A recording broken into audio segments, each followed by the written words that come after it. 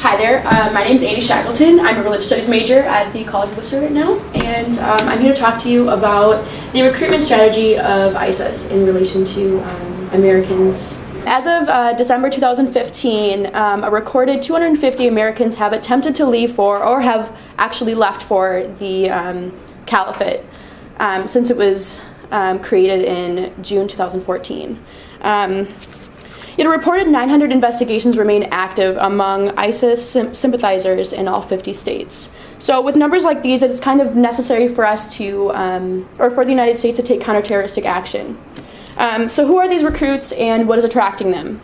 In order to answer these questions, I looked at profiles of the 250 Americans and also American and English propaganda. Arabic and English propaganda. And from this, I found that these Americans have almost nothing in common with each other.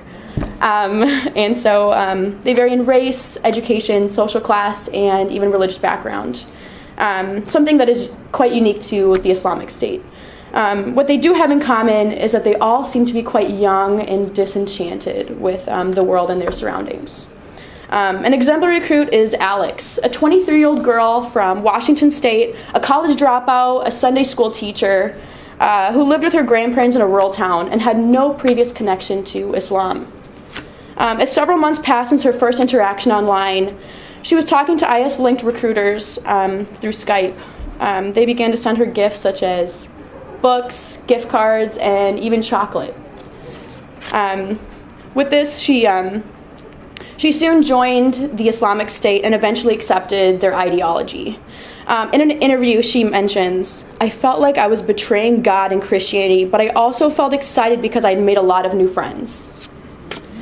The personal connections made between individuals such as Alex and IS recruiters are the reason why Americans are falling for the Islamic State trap. Looking at the average timeline of an American being recruited to the Islamic State, it is not until a few months or so before they attempt to mobilize that they leave the country, that they either mobilize or leave the country, that they accept IS ideology. So being that this is one of the last steps of the recruitment process, it can be said that IS ideology is not as essential in understanding how these Americans begin to mobilize.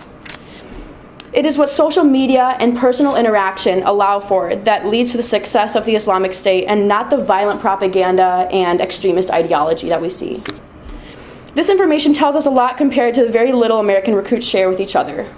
Americans are joining the Islamic State because of close personal interactions, a commonality between Islamic State recruits and followers of new religious movements in general. By comparing the American recruits to the followers of new religious movements, we can better understand how and why these Americans are falling for the Islamic State recruitment strategy. The Islamic State is just really good at making the alienated feel not so alienated.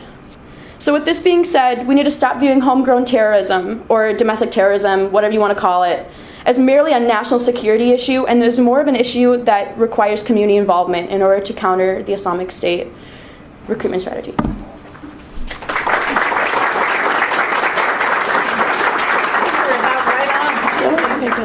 Pretty close. Questions for Andi? Back in the back.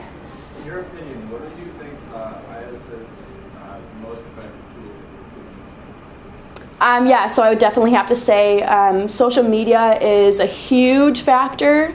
Something that's unique to the Islamic State compared to Al-Qaeda, for example. You are lucky to get an email back from Al-Qaeda if you express interest in them, where the Islamic State, they will seek out you on Twitter mostly, and then they will start communicating with you on more private networking sites such as Skype.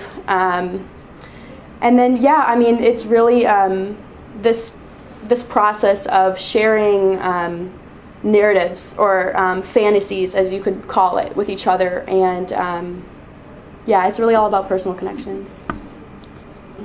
Were the recruiters, were there male to female, or what did you find when they were seeking out? You said the recruiters were seeking out people. Were they usually men seeking out women, or were there women seeking out women, or how did that fall into gender? Right. So most of the recruiters were male, but there is a significant number of female American recruits. But for the recruiters of the Islamic State, most of them are male, but there are female. So a lot of the times you will see male recruiters talking to both male and female, but when you see female recruiters, they are mostly talking to women. One more question? All right. Thank you very much, Andi.